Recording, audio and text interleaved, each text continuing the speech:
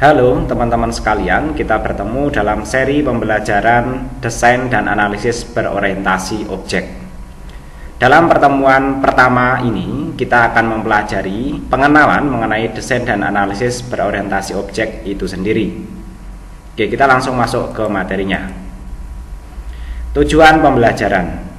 Untuk pertemuan pertama kali ini, tujuan pembelajarannya adalah memahami mengenai desain dan analisis berorientasi objek untuk proyek IT atau SI dengan model pemrograman berorientasi objek. Prasyarat perkuliahan diharapkan teman-teman sebelum mempelajari ini sudah memahami mengenai materi dari pemrograman berorientasi objek menggunakan bahasa pemrograman apapun. Oke, kita masuk ke pengantar. Apa sih yang dimaksud dengan desain dan analisis berorientasi objek? Jadi, desain dan analisis berorientasi objek atau dalam bahasa Inggrisnya adalah Object Oriented Analysis and Design atau OOAD adalah pendekatan dalam pengembangan perangkat lunak yang berfokus pada objek-objek sebagai elemen utama dalam proses desain dan analisis. OOAD menggunakan prinsip-prinsip pemrograman berorientasi objek atau biasa kita kenal dengan PBO. Untuk memodelkan sistem perangkat lunak dengan menggambarkan bagaimana objek berinteraksi satu sama lain untuk mencapai tujuan tertentu. Jadi nanti objeknya sistematik, struktur, dan hierarkis. Nah, selanjutnya kita lihat mengenai terminologi, yaitu apa yang dimaksud dengan analisis berorientasi objek atau object oriented analysis itu sendiri. Kalau tadi kan OOAD, kali ini kita kita coba lepas satu persatu dan kita analisis, kita pahami istilah satu persatu. Analisis sendiri itu apa? Analisis yaitu dalam hal ini adalah analisis berorientasi objek adalah proses untuk memahami dan memodelkan domain permasalahan dengan menggunakan konsep objek dan kelas sesuai dengan konsep dari object oriented ini sendiri ya. Jadi nanti teman-teman yang sudah belajar PBO tentu lebih paham ya mengenai konsep objek dan kelas ini ya. Nah, tahapan ini nanti fokus pada apa? Analisis itu nanti menghasilkan apa yang harus dilakukan oleh sistem ya. Nah, selanjutnya kita lihat mengenai tujuan utama dari analisis itu sendiri ya, yaitu untuk mengidentifikasi hal-hal berikut. Ya, karena berbasis objek ya. Yang pertama dianalisis adalah objeknya itu sendiri. Nah, objeknya adalah entitas yang memiliki data dan perilaku. Misalnya nanti mobil, pengguna atau produk ya. Selanjutnya adalah atribut ya. Nah, atribut ini adalah data atau properti yang dimiliki oleh objek tadi ya. Misalnya mobil itu warnanya apa ya. Kemudian nama penggunanya siapa ya. Kemudian metode. Nah, metode ini adalah fungsi atau tindakan yang dapat dilakukan oleh objek. Misalnya mobilnya bergerak, kemudian pengguna membeli produk ya. Jadi nanti konsep-konsep ini adalah konsep dalam pemrograman berorientasi objek. Jadi diharapkan sebelum memahami materi ini, teman-teman sudah memahami mengenai pemrograman berorientasi objek. Kemudian yang terakhir ya, tujuan utama dari analisis berorientasi objek adalah memahami mengenai relasi antar objek. Relasinya apa ya? Dalam hal ini kalau relasi ya bagaimana objek-objek tersebut saling terhubung ya dan berinteraksi ya. Nah, selanjutnya kalau kita tadi lihat mengenai analisis itu sendiri ya, karena ini analisis dan desain. Lalu desain itu apa ya? Desain berorientasi objek itu apa ya? Desain berorientasi objek adalah proses merancang bagaimana sistem akan diimplementasikan dengan menggunakan prinsip-prinsip PBO. Nah, tahapan ini nanti akan fokus pada bagaimana. Kalau tadi analisis menghasilkan apa saja ya. Kemudian kalau desainnya ini nanti adalah bagaimana sistem akan bekerja. Oke, kita lanjut ya. Nah, tujuan utama dari desain berorientasi objek ini ya adalah untuk menentukan hal-hal berikut. Yang pertama, menentukan struktur kelas ya. Nah, definisi dari kelas dan objek termasuk atribut dan metode yang spesifik akan ditentukan pada tahap desain berorientasi objek ini.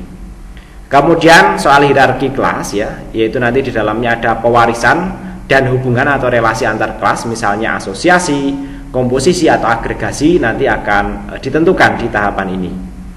Kemudian tahapan ini juga akan menentukan interaksi objek, yaitu bagaimana objek saling berkomunikasi menggunakan pesan atau metode.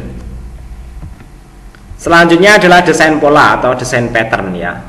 Penggunaan solusi yang sudah mapan untuk masalah-masalah yang umum dalam desain perangkat lunak seperti singleton, factory, observer, dan lain-lain. Nanti sebenarnya prakteknya untuk desain pola atau desain pattern ini nanti banyak diterapkan dalam sebuah framework ya. Mungkin teman-teman yang sudah familiar dengan istilah MVC atau Model View Controller itu merupakan salah satu produk dari konsep desain pola atau desain pattern ya.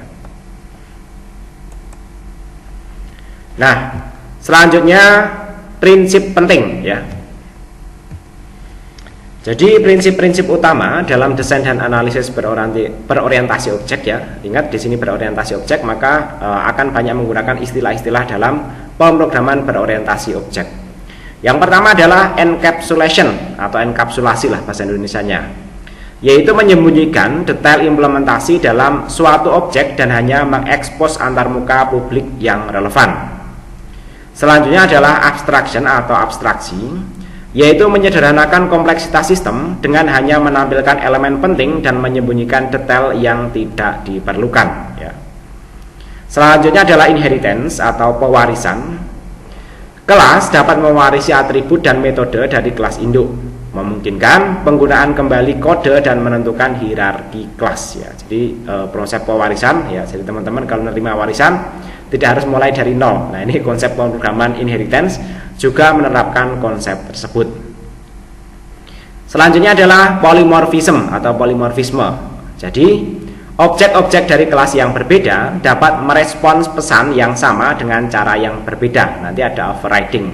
Kebetulan nanti kalau overloading ya di beberapa bahasa pemrograman tidak bisa diterapkan ya.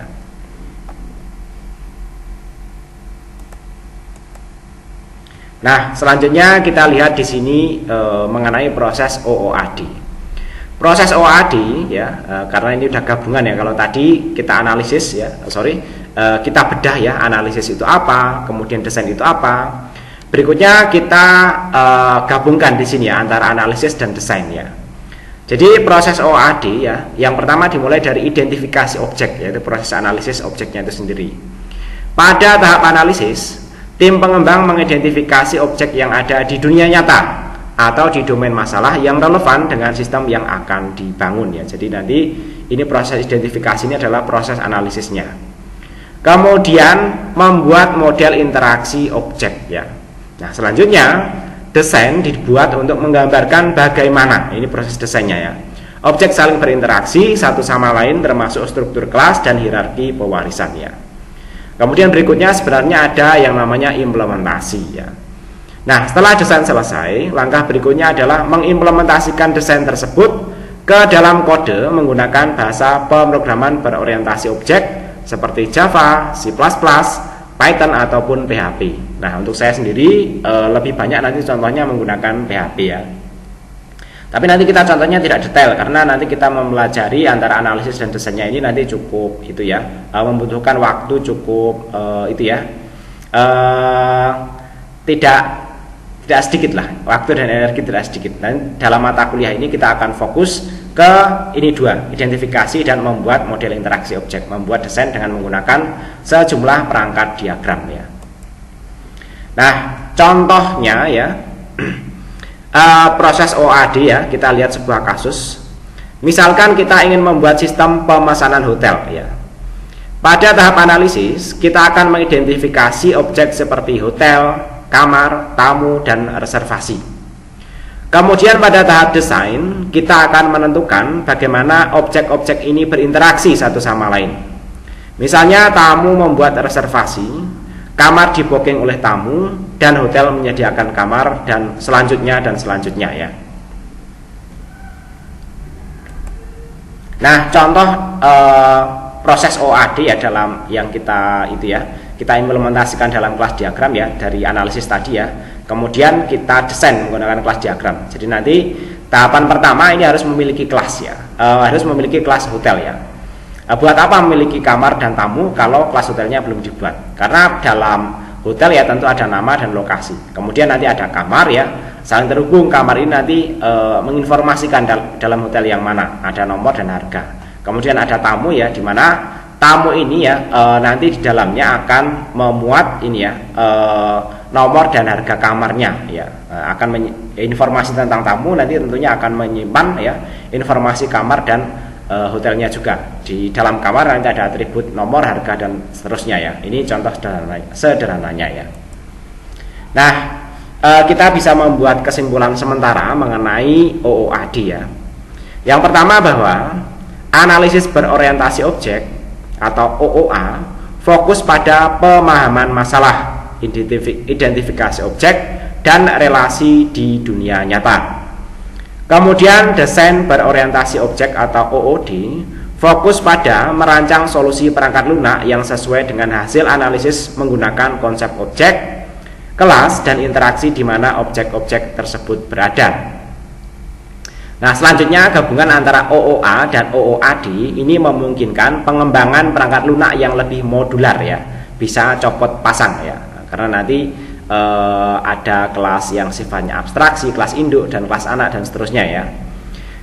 Harapannya nanti juga mudah dipelihara dan scalable, misalnya sekarang mungkin pengembangannya dalam skema skala kecil, kemudian nanti berkembang menjadi lebih besar dan seterusnya, itu lebih mudah kalau kita menggunakan konsep OOAD, karena berpusat pada objek yang merepresentasikan komponen-komponen sistem secara nyata, tidak fokus pada istilahnya pada lingkup-lingkup yang sendiri dan terpisah-pisah ya. Nah, selanjutnya kita pelajari mengenai beberapa diagram. Ini pengenalan dulu ya, nanti akan kita pelajari lebih detail dalam pertemuan-pertemuan yang akan datang ya. Dalam Object Oriented Analysis dan Design ya, atau OOAD, berbagai diagram digunakan untuk memodelkan sistem perangkat lunak secara visual. Diagram-diagram ini nantinya membantu dalam menganalisis, merancang, dan mengimplementasikan sistem berdasarkan prinsip pemrograman berorientasi objek atau PBU atau Object Oriented Programming ya.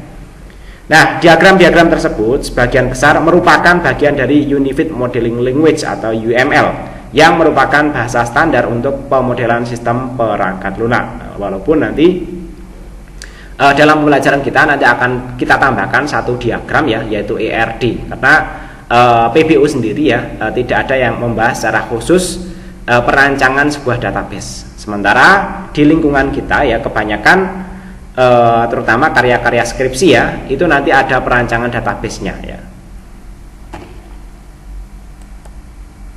Nah, diagram yang pertama yang nantinya akan kita pelajari adalah diagram kelas atau kelas diagram ya. Fungsi dari kelas diagram ini adalah memodelkan struktur statis dari sistem. Jadi nanti dalam diagram-diagramnya bisa kita bagi menjadi dua, yaitu diagram statis dan diagram dinamis ya.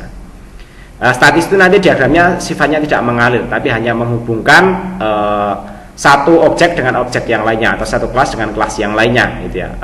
Hanya menunjukkan hubungannya bagaimana saja. Nah, diagram ini nanti akan menggambarkan kelas, atribut, metode, dan hubungan antar kelas. Nah, nanti bentuk hubungannya ada asosiasi, agregasi, komposisi, dan pewarisan. Nah, contoh penggunaannya ya, digunakan untuk menunjukkan relasi antara objek dalam sistem, seperti bagaimana kelas customer berhubungan dengan kelas order ya. Nah, nanti detailnya seperti apa akan kita pelajari dalam pertemuan-pertemuan yang akan datang. Kemudian elemen-elemen utama dalam kelas ini nanti tentu ada kelas itu sendiri ya, kemudian ada atribut kelas, kemudian ada metode kelas ya, dan ada hubungan, nanti ada asosiasi, inheritance, agregasi, komposisi, dan lain sebagainya. Nah, ini mungkin istilah-istilah ini teman-teman yang sudah belajar OOP semestinya paham lah ya. Nah, selanjutnya dalam pembelajaran kita juga akan mempelajari tentang diagram sequence atau sequence diagram. Nah, fungsi dari diagram ini untuk menggambarkan interaksi antar objek dalam urutan waktu. Nah, ini yang disebut diagram dinamis, bukan statis lagi. Diagram ini menunjukkan urutan pesan yang dikirim antar objek dalam menjalankan skenario tertentu. Nah, contoh penggunaannya menunjukkan langkah-langkah sistem ketika pengguna melakukan login atau proses pembelian. Jadi langkah-langkahnya itu seperti apa, tidak menunjukkan komponen-komponen yang terlibat apa saja dan hubungannya apa ya. Nah, elemen utama nanti dalam sequence diagram adalah objek ya, kemudian pesan dan waktu atau time axis ya. Lanjut ya. Berikutnya nanti juga akan kita pelajari mengenai diagram aktivitas atau activity diagram. Fungsi diagram ini nantinya memodelkan aliran kerja atau workflow atau aktivitas dalam sistem. Diagram ini nanti akan menggambarkan urutan kegiatan atau tindakan yang dilakukan oleh sistem. Contoh penggunaannya menunjukkan bagaimana sistem memproses pesanan dari penerimaan pesanan hingga pengiriman.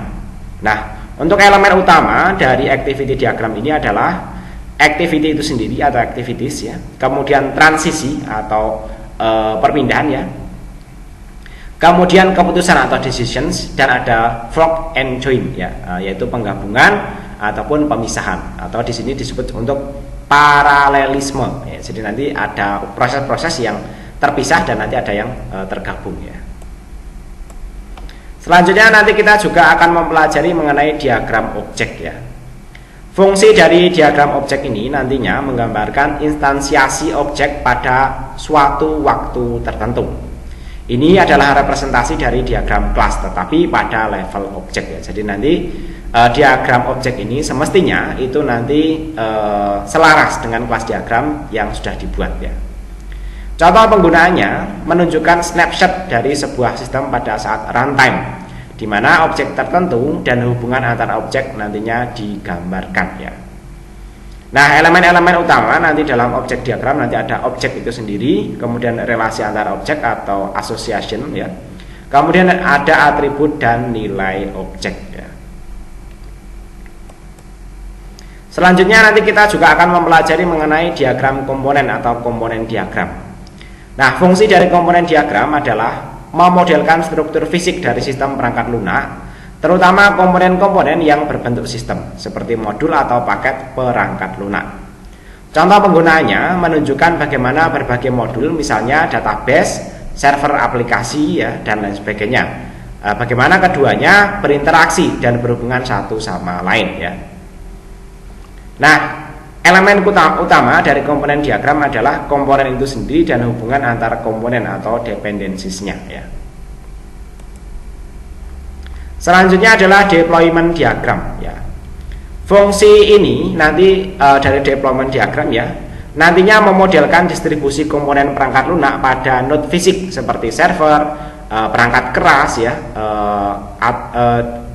server atau perangkat kelas yang menjalankan aplikasi. Maksudnya begini, ketika kita misalnya membuat sebuah aplikasi di mana aplikasi berbasis web lah contohnya ya, di mana misalnya server webnya yang menjalankan PHP-nya, kemudian nanti server CDN yang menjalankan library-library-nya, kemudian server database-nya berada di tempat yang berbeda, maka nanti perlu digambarkan dalam deployment diagram, sehingga nanti dalam mendeploy atau istilahnya memfungsikan dari program yang sudah kita buat ya, nanti ada skemanya secara jelas ya, bagaimana database-nya akan diupload, bagaimana file-file itu ya, servernya akan diupload ya, kemudian bagaimana file-file CDN-nya akan diakses oleh server kita dan seterusnya. Itu nanti akan semestinya digambarkan dengan jelas pada deployment diagram ini ya.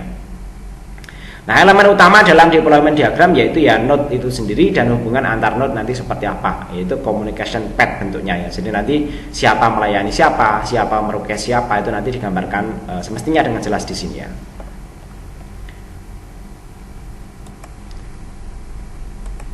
Selanjutnya kita nanti juga akan mempelajari mengenai diagram state ya. Jadi fungsi diagram state ini untuk menggambarkan status atau keadaan suatu objek dari suatu keadaan ke keadaan yang lain berdasarkan suatu peristiwa tertentu. Contoh penggunaannya yaitu menunjukkan bagaimana status objek pesanan berubah dari created menjadi paid dan akhirnya shipped ya. Jadi nanti terkirim. Jadi nanti dari misalnya sebuah pesanan ya, pesanan itu bagaimana dibuat, kemudian dibayar ya pesanannya ya, kemudian nanti dikirimkan ya. Untuk elemen utamanya nanti ada keadaan atau states itu sendiri, kemudian transisi atau transitions, dan nanti ada peristiwa atau events. Nanti akan kita pelajari lebih detail pada pertemuan yang akan datang. Nah, kemudian nanti juga ada diagram paket atau package diagram ya. Nah, ini Nantinya menggambarkan pengelompokan logis dari elemen-elemen desain dalam paket-paket untuk memudahkan pengorganisasian sistem. Contoh penggunaannya yaitu menunjukkan bagaimana berbagai kelas atau modul dikelompokkan ke dalam paket untuk memisahkan logika aplikasi. Jadi saat kita belajar PBU, beberapa metode, beberapa atribut kita kelompokkan dalam satu kelas. Kemudian nanti kelas-kelas yang dianggap memiliki kemiripan itu nanti ada baiknya kita paketkan, kita kelompok-kelompokkan dalam package diagram ini ya. Nah itu nanti istilahnya ini hierarki manajemen file gitulah ya. Nah elemen utamanya nanti ada package itu sendiri, kemudian nanti ada relasi antar paket atau dependencies ya. Selanjutnya adalah diagram komunikasi atau communication diagram ya. Fungsinya untuk menggambarkan interaksi antara objek dalam hal penukaran pesan. Mirip dengan diagram sequence, tetapi lebih fokus pada hubungan antar objek daripada urutan waktu. Contoh penggunaannya menunjukkan bagaimana objek dalam sistem berinteraksi dan berkomunikasi untuk mencapai tujuan tertentu. Nah, selanjutnya nanti kita juga akan mempelajari secara khusus yaitu ERD. Ini memang di luar UML ya. Tapi secara khusus ya dalam UML itu kan tidak ada yang membahas mengenai desain dari database relasional. Sementara mayoritas ya karya-karya ilmiah kita masih menggunakan database berbasis relasional seperti MySQL dan lain sebagainya ya. Jadi Entity Relationship Diagram atau ERD adalah salah satu alat yang digunakan dalam analisis dan desain perangkat lunak untuk memodelkan hubungan antara entitas dalam basis data. Walaupun ERD sering dikaitkan dengan pemodelan data relasional dalam konteks Object Oriented Analysis and Design, ERD dapat membantu dalam merancang struktur data untuk sistem yang berorientasi objek ya. Nah, dan nanti di dalamnya ada entity itu sendiri ya. Jadi dalam OAD, entitas biasanya merupakan objek atau kelas dalam sistem yang berhubungan dengan konsep atau elemen dunia nyata. Kemudian nanti ada relationship ya. Jadi relasi antar entitas menggambarkan bagaimana objek-objek dalam sistem saling berhubungan satu sama lain. Relasi ini bisa satu-satu, bisa satu ke banyak, atau bisa juga banyak ke banyak ya. Dan selanjutnya ada atribut ya. Setiap entitas memiliki atribut yang mendeskripsikan karakteristik entitas tersebut ya. Nah, karena antara ERD dan kelas diagram ini sering dalam beberapa kasus itu seringkali dianggap saling menggantikan. Tapi di sini kita coba lihat perbedaan keduanya ya. Yang pertama ERD itu sendiri ya. ERD berfokus pada hubungan antara entitas di dunia nyata dan struktur datanya. Nah, ERD ini juga digunakan untuk mendesain basis data dan mengidentifikasi tabel serta kolom. Kemudian ERD tidak menggambarkan metode atau perilaku. Nah ini perbedaannya dengan kelas ya, karena nanti dalam kelas ada metode atau perilaku. Sementara ERD berfokus pada data dan hubungannya ya. Sementara pada kelas diagram fokus pada kelas dan objek serta bagaimana mereka berinteraksi ya. Jadi nanti memang kalau ini ya, kalau ada yang berpendapat bahwa kelas diagram nanti bisa menggantikan ERD ya kurang tepat ya. Karena nanti pada prakteknya ya ada beberapa atribut atau properti pada kelas diagram itu tidak disimpan di database. Jadi kalau itu dianggap menggantikan dari ERD itu kurang tepat. Sementara kita sendiri juga akan tetap menggunakan suatu database ya. Nah, diagram kelas ini nanti akan menggambarkan atribut dan metode dalam kelas ya. Jadi nanti berbeda memang fungsinya antara ERD dan kelas diagram. Di satu sisi kelas diagram memang memiliki atribut yang mungkin dianggap sebagai representasi data. Tapi ingat, atribut atau properti dalam kelas itu tidak selalu disimpan ke dalam database. Sementara ERD itu nanti fokusnya ke database. Nah, jadi karena fokus ke database, dia juga tidak memiliki metode ya. Walaupun ada beberapa itu produk-produk dari database yang baru yang dianggap memiliki suatu subroutine atau memiliki metode-metode ya. Dan itu tidak banyak dipraktekkan ya pada prakteknya ya. Kemudian yang terakhir mengenai kelas diagram ini ya, yaitu mencakup konsep pewarisan atau inheritance dan polymorphism. Dan tentu itu tidak ada di dalam database ya, database relasional ataupun database yang non relasional ya. Nah, selanjutnya kita sedikit masuk ke dalam ERD ini ya. Yang pertama, komponen utama ERD adalah entitas, yaitu representasi objek dunia nyata atau konsep yang menyimpan data, misalnya customer, order, ataupun produk.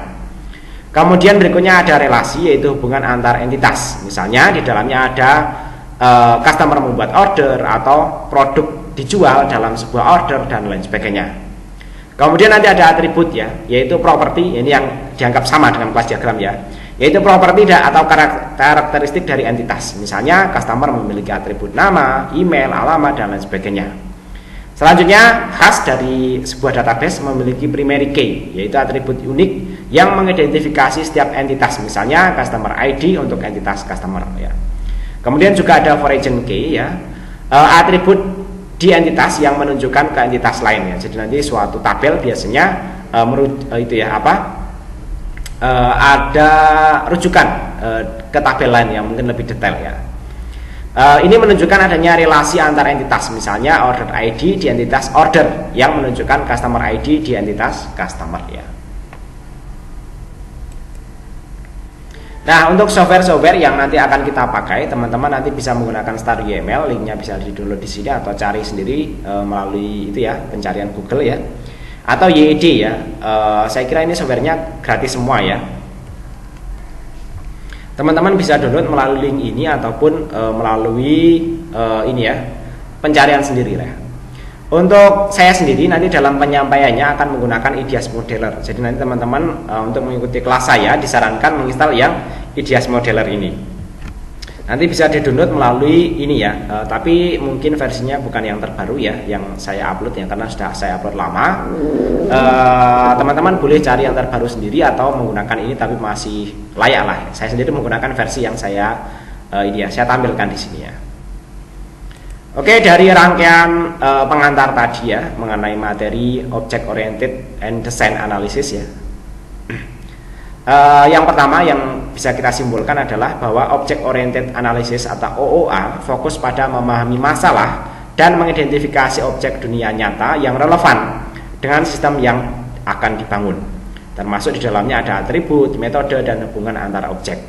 Sementara Object Oriented Design atau OOD fokus pada bagaimana sistem akan diimplementasikan dengan merancang kelas, objek, dan interaksi antar objek, serta menggunakan prinsip seperti enkapsulasi, abstraksi, pewarisan, dan polimorfisme.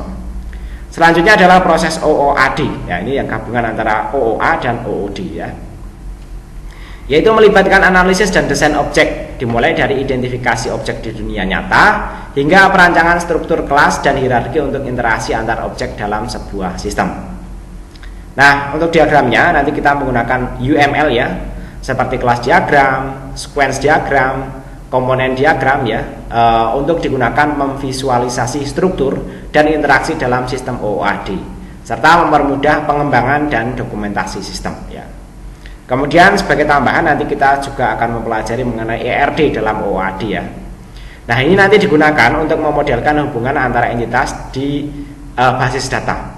Dan kemudian diterjemahkan menjadi struktur kelas dan objek dalam desain perangkat lunak ya. Jadi nanti biar kita masing-masing perangkat yang kita gunakan ada istilahnya ada diagramnya ya, terstruktur, terencana, dan sistematis ya. Baik, demikian materi kita kali ini. Jika teman-teman nantinya ada pertanyaan ataupun diskusi, silahkan disampaikan melalui kolom komentar yang tersedia. Terima kasih. Assalamualaikum warahmatullahi wabarakatuh.